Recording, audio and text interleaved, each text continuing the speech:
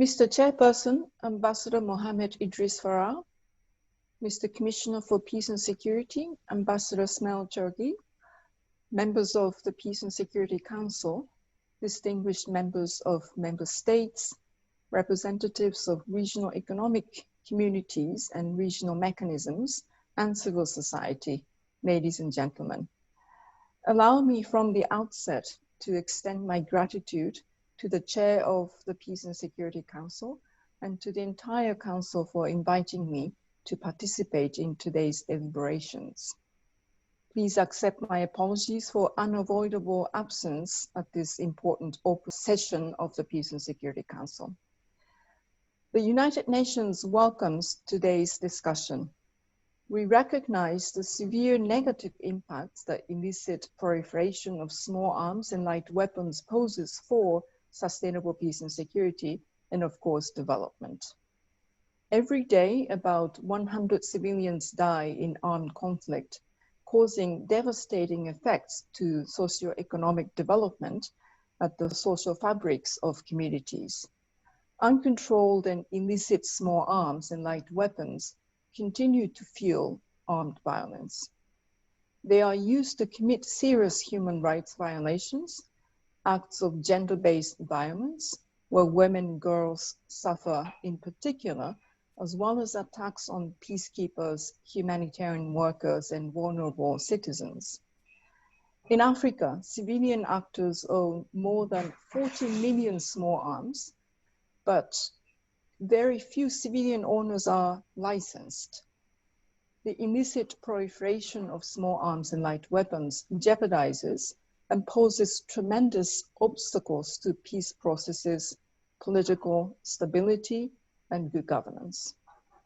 Rising violent extremism in large parts of the continent, such as the Sahel and the Horn of Africa, pose a tremendous challenge to our collective efforts to silencing the guns.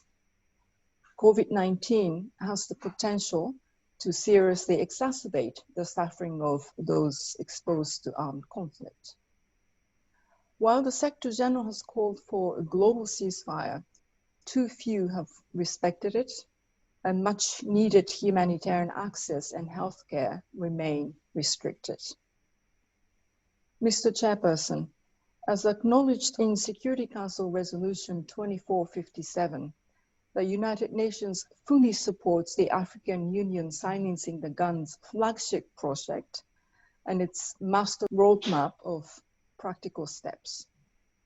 The establishment of the Africa Amnesty Month in 2017 represents one of those practical steps towards jointly reducing illicit arms flows. Underscoring the importance of the joint United Nations African Union Partnership Framework, the United Nations Office for Disarmament Affairs, together with the African Union Commission, help enhance this year's Africa Amnesty Month activities in 7 African states. With financial support from Japan and Germany, the UN Office for Disarmament Affairs, in partnership with the Regional Center on Small Arms, REXCAP, is delivering practical support to Central African Republic, the Democratic Republic of the Congo, Burkina Faso, Kenya, Cote d'Ivoire, Cameroon, and Ethiopia. The partnership between the AU, UN, REXCAP, and member states reflects key cornerstones of sustainable engagement, emphasizing national and regional ownership in the implementation. The capacity and presence of national small arms management bodies are central to national efforts and is therefore key for the implementation of the project. The Africa Amnesty Month is intended as a catalyst for enhancing national capacity, including through political support for continuous sustained small arms control. The Secretary General supports this goal in his agenda for disarmament that comprehensively links development and disarmament. Through SDG indicator 16.4 on the significant reduction of illicit arms flows, the agenda generates concrete actions on how to achieve this goal. Supporting the Amnesty Month is one viable way of doing so. Mr. Chairperson, distinguished ladies and gentlemen, the UN Office for Disarmament Affairs' support to the African Union is a continuation of a long and productive history created since the establishment of its Regional Center for Disarmament in Lomé, Togo, in 1986. Essentially supporting the fight against illicit proliferation of small arms and light weapons, AMREC provides key support to the implementation of the AU's Silencing the Guns flagship project.